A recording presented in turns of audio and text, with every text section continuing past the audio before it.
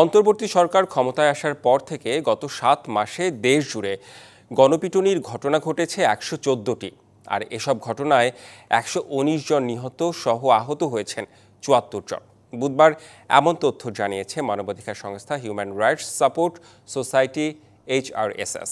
সংস্থাটি বলছে, সম্প্রতি ডাকাত, চোর, ছিনতাইকারী সন্দেহে গণপিটুনিতে মানুষ হত্যা ও নির্যাতনের ঘটনা বেড়েছে।